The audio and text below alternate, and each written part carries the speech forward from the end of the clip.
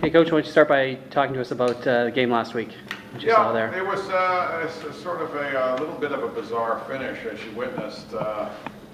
We kind of played, it was another 45-minute or so effort, and we sort of collapsed a little bit.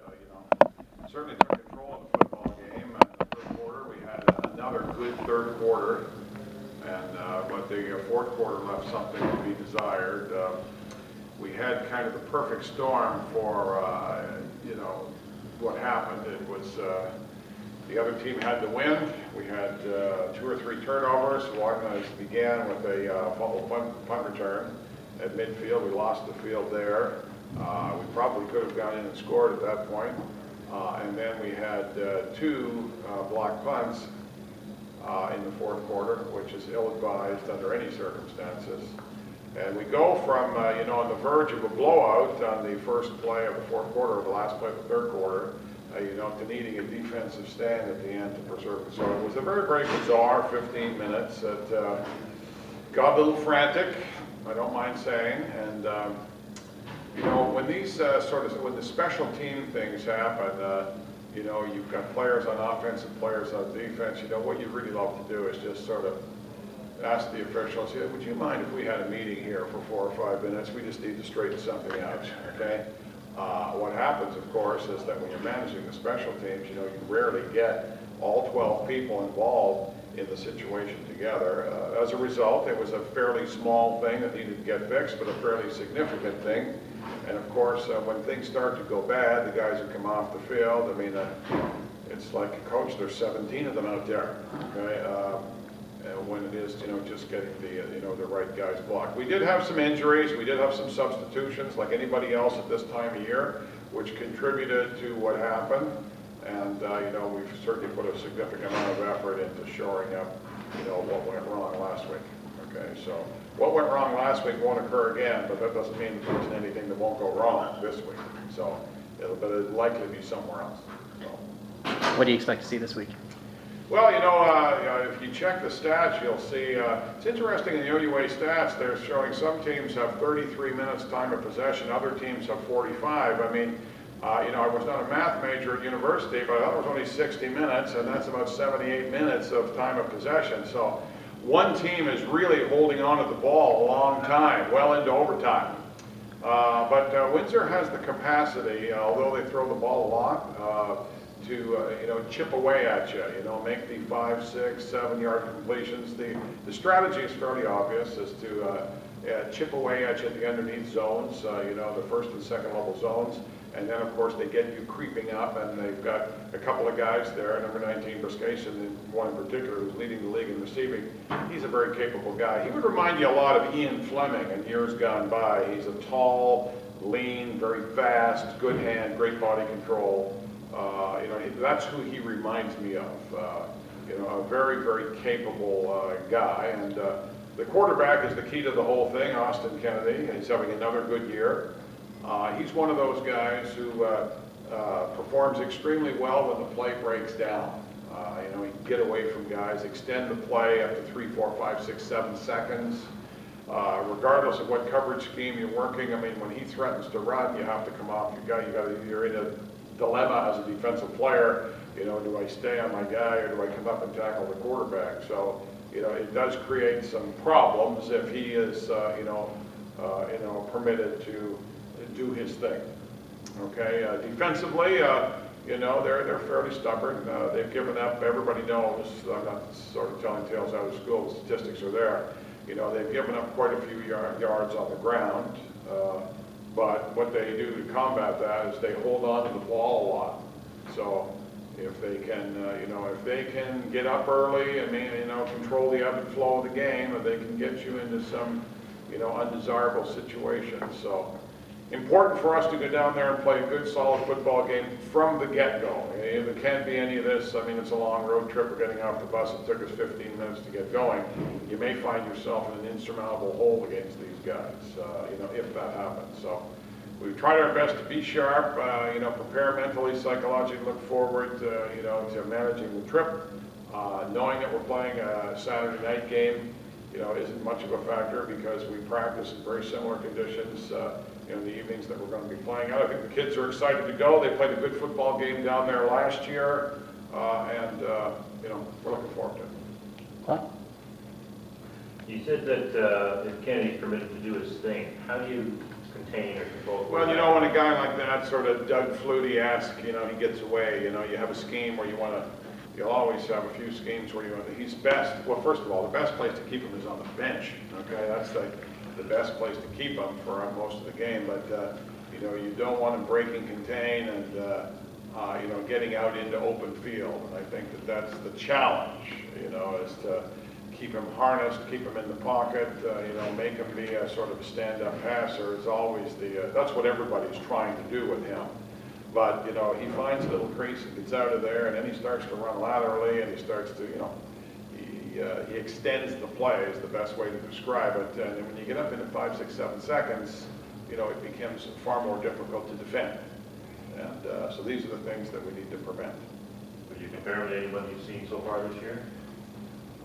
He's got some unique qualities. The guy that he has reminded me of from the get-go was Phil Cote of yesteryear, an Ottawa U quarterback who had kind of similar qualities. A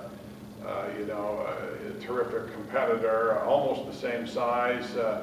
Could take off and run and hurt you that way, and certainly throws the ball well enough to hurt you. And so I kind of describe it that way. If you go back maybe 10 or 12 years to the Ottawa U heyday there, they had Phil Cote and a number of good receivers. It's kind of what you're up against when you play against them, from a defensive perspective. Thank you. Mike? Coach, your biggest challenge? I know a lot of the guys were a little ticked at how the game ended last week. They thought it should have been not as close as it was. How? Well, that's a good thing. I mean, that's, everybody knows, including the players and the coaches, that we have not put forward that, 60-minute effort yet. I mean, it just hasn't happened, and we're working towards that. We need more consistent effort. The players met as a group this week. They talked about, connecting the dots. Defense makes a big stop, offense comes out and moves the football with, some ease, that kind of thing. Whereas make a big stop, come out, go 2 and out, defense back out there again. That's, the more times you do that, you leave your people out there. Conversely, trying to get field position, defense lets the other team march out of their own end. We lose the field, or they score. Sort of connecting the dots and making sure that the 3 platoons, on the football team are operating in sync. Get a great special teams play. Make sure that when you win the field back, convert it to points when you get that. It's so those are the things we're learning how to do, and it's a work in progress. Yeah, that's right. Like you said, for the last game, you guys were just a hair off on offense. Yeah. Is there anything specific you're trying to do this week to try to make that fun step? Well, you see you saw the third quarter. I mean, we came out, we had some terrific explosion plays. We function best when we can certainly get the ball to Johnny Aprili and Justin Chapdelaine on a consistent basis. Get Granberg rolling. I mean, that sets up the play-action game. So the formula is fairly simple, actually. It's just sort of making it happen with some consistency. We started the game with what we thought was going to be an explosion play, and we got the ball batted down. Okay, so just being ready, for to perform right from the get-go is going to be a critical aspect. It's a little bit of a source of frustration, but by the same token, it's reality. I mean, it takes offenses a little bit of time to sort of get going. I mean, in last week's game, McMaster and Western, for example, I heard the lament at the end of the game that their offense got stymied. Well, if that offense got stymied for 3 quarters, then everyone else's is going to also. Typically what happens is you get towards the end of the season now, I think that the coaching staffs have a much clearer picture as to who can do what and when in a football game. And, you know, concepts that you have been perhaps stubbornly persistent with because you think it's going to be best for your football team down the road, those things get flushed out. And you can only spend so much time, you know, trying to make certain things happen. When they don't, you sort of disregard them and you move on to the things where you're going to have more success. So you stick with what's working, and then hopefully Plan B doesn't arise. So it's kind of a process. I believe that's why offenses play better at the end of the year, is because the things that they've tried to implement throughout the season, unsuccessfully, they become disregarded, and you just get back to do the things that you do well. Sure. Obviously, there are quite a few guys who missed last week's game with injuries. Do you have any status update against those guys? Well, I really hope that most of them are back this week, to be honest with you. I mean, I think there are a few that won't be. But, you know, I think that had an impact on the game, but I'm not naive enough to think that other teams are not dealing with injuries also. I think that injury management and being able to go to the stable to have enough depth to have guys step in is really part of having a successful football program. So, you know, I think we're doing as well as anybody else. We haven't seemed to have lost too many of our headliners, although there have been some character guys had to sit out, you know, and it has had an impact on our team's function. So even if it's for a couple of key plays in the ball game where you know that guy would have made that play, it can have an impact over you know, a 140 play game. So it's injuries are part of football, and hopefully you get through them and get everybody back on time when they can be there for the big games. The small but significant things on protection, what kinds of things were they? Well, I just think that we had, what we had was, we had some substitutions in there, okay? And, you know, it's in a 1 week of preparation, when you come into a situation new, you know, I think there may be an assumption that you've been there with the development from the get-go. There were certain little things that have to happen when the picture changes, and we were slow to react, okay? And then, of course, what was more frustrating was that the information that came off the field that wasn't clear either. So, I mean, in terms of identifying the problem, okay, now we have, now that the game is over, we've had the benefit of, you know, film scrutiny. We know what happened, and it was one of those, oh yeah, that kind of thing. So it was just a matter of, you know, some inexperience at certain positions, and probably a failure in the melee of the game to recognize what exactly it was, okay? And that's always frustrating, because the same thing happens when the quarterback gets sacked, and you see the offensive linemen all turn around and look at each other like, where did that guy come from? Well, you know, I can assure you he came from somewhere, all right? So making sure that we get the right body on that guy is critical. So, you know, protecting the punter is a lot like pass protection. And so there are rules. You know, Ottawa went to a bandit return, which is the single returner, which means that, you know, there's 11 guys up. Okay, there's 11 guys blocking, 1 for 1. If they've got 1 deep and they got 1 guy kicking, we have to make sure that we have 11 guys blocking 11 guys. So that didn't happen in a couple of circumstances. And as you say, when the offense comes up, you've got a few plays to figure it out. Well, that's the thing about when something goes wrong on the offense, the O-line runs over, they sit down with their coach, they draw it up on the board, here's what they saw. We also have Dan Biederman as our eye in the sky, a former center here, and you know, so he's got his input, etc. The management of special teams is always a challenge, because you've got, you know, 7 or 8 players from the defense, 4 or 5 players from the offense, and you know, so the guy is trying to give some input as he's jogging back out there to play defense, and so it does present some challenges, not just for us, but for everybody, and that's one of the beauties of the Canadian special teams dynamic. Because they're used so often. Well, because you kick often, and everybody knows the statistics are there. That we happen to fall very favorably in a very unique group. We're part of the 30%. 70% of the time, when you have a blocked kick against you, you lose the game. So we had 2 and managed to win a game. So that was. I'm not sure that I'm happy about that, but I mean, I would rather be in the 70%. Okay, but let's not have that happen. Thanks. Coach, keys this weekend, what do you have? Get on the board first, or how do you? Yeah, I think really start to play offense earlier, and get it going, okay? It's sort of a series of early 2 and outs, okay, with a quarterback who can perform at a high level. That's a bad formula, all right? So go out there, establish ourselves, and obviously avoid the big play on defense. This team has a penchant for big plays. They've got guys who can make them, throw the ball deep, can hurt you. Have the offensive guys, in the event that there is a big play, react to it, come back, answer, do the appropriate thing.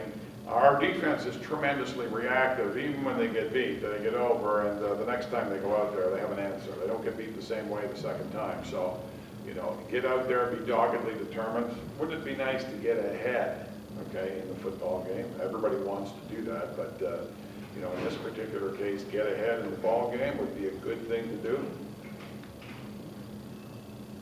Not necessarily a blowout, but again, you're hoping for, I mean, wouldn't that solve all your ills if you just knocked the crap out of somebody? I think that the thing to do is to really, really demonstrate that we've improved as a team, okay? And, I think that improving as a team is by and large a reply. I think what everybody's waiting for us to do is a day when, all 3 facets of the game, really show up. We put it all together. We've done a pretty good job so far leaning on each other. There's no question about that. The good news is there hasn't been any panic, save for maybe the last minute of the last game. But, I would say that, with a little bit better game management, a little bit better sort of a competitive excellence, a little poise, we might be 5-0 right now and not 4-1. So, that's what we're aiming for, is to improve our overall game management performance, as everybody is in every sport. But, there are times when defense seizes the momentum, offense should go out and score. Offense goes out and score, defense should go out and shut them down. Special teams, in 3 of our 5 football games, we've had sort of a game changer return. Okay, Carroll against York, and Corby against McMaster, and then Patrician against Ottawa. I mean, and 3 different guys touching the ball. And there's some other guys there that are very capable to make explosion plays on special teams too, who've yet to be heard from. So we're hoping that those guys will soon, step up and make a contribution there as well. So that bodes well, that that we can get a big offensive explosion on special teams.